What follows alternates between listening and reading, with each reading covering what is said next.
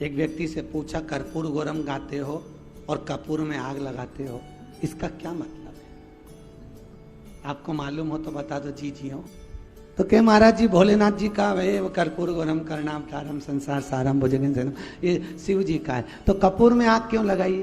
तो कहे कपूर जैसे ही तो भगवान शंकर है, इसलिए कपूर, तो मतलब शंकर जी में आग लगा रहे। क्यों लगाई? पूरी जिंदगी कपूर में आग लगाते लगाते बीत गई, तो कपूर में आग क्यों लगाई जाती है? शिव महापुराण में लिखा, भगवान राम ने जब अश्वमेध यज्ञ किया, उसके पहले देवताओं ने जब यज्ञ किया, अश्वमेध यज्ञ का जो अश्व था, वो अश्व को कहां भेजा जाए, ये अश्व के चक्कर में फिर लड़ाई होगी। भगवान वशिष्ठ बाबा ने कहा, इस अश्व को कपूर का रूप देता हूं और कपूर के रूप में अग्नि में इसको समाहित कर देता हूं। भगवान राम ने वशिष्ठ बाबा से कहा, आप बताओ, ये कपूर अग्नि में डालोगे, इसका क्या फल होगा? भगवान वशिष्ठ जी ने कहा, आज मैंने अश्वमेध यज्ञ के अश्व को कपूर बनाकर अग्नि में डाला है, इसलिए जिसके यहां आरती के बाद में कपूर जलाया जाएगा, उसको एक अश्वमेध यज्ञ का पुण्य फल तुरंत मिल जाएगा। वो अश्वमेध यज्ञ का फल पाने के लिए कपूर लगाया जाता है, और वो एक क्षण के लिए लगाया जाता है। जब तक कपूर जले तब तक थाली को नीचे नहीं रखा जाता, ये नियम है।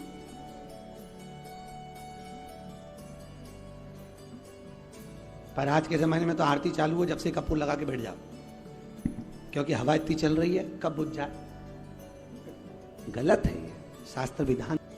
आज ये दो बहन की आपस में, ये दो बहनों की कभी नहीं बनी। एक दो बहन का जोड़ा ऐसा है जो गड़बड़ है। एक माता पार्वती और उनकी बड़ी बहन, जम के बोलो, गंगा, और दूसरी यमुना और उनकी छोटी बहन ताप्ती। क्या नाम था? ताप्ती। ये दोनों की कभी नहीं। गंगा ने, पार्वती और गंगा के बीच में विवाद हुआ, आपको कथा में सुनाया। ताप्ती और यमुना के बीच में भी विवाद हुआ।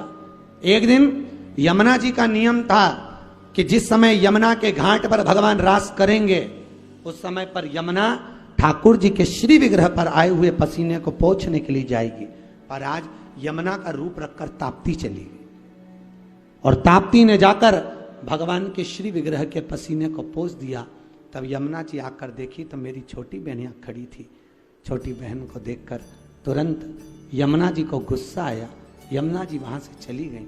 जाकर यमुना महारानी ने ताप्ती से विनती करी, ताप्ती तूने ऐसा क्यों किया?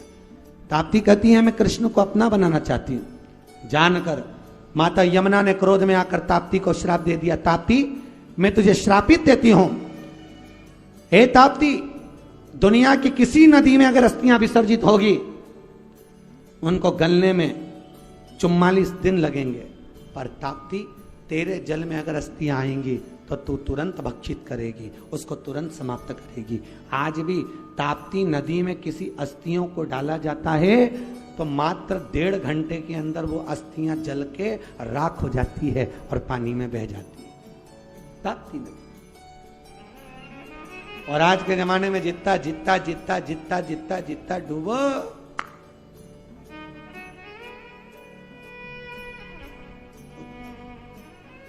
क्यों?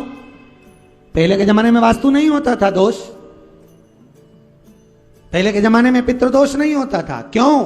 क्योंकि घर की मां घर के परिंदे में से, मटके में से लोटा भरती थी, और घर का रसोई घर घर के बीच होता था। पूरे घर में परिंदा पितरों का स्थान होता था। वहां से पानी भरकर पूरे घर में से निकलकर शंकर जी को चढ़ाने जाती थी।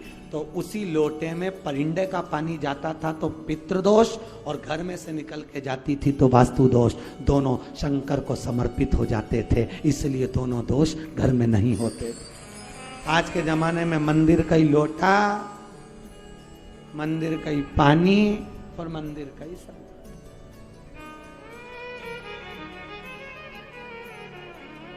प्रयास करो, एक नियम आप भी चालू करो कि मैं अपने घर से थोड़ा सा पानी लेके भगवान शिव को चढ़ाऊं।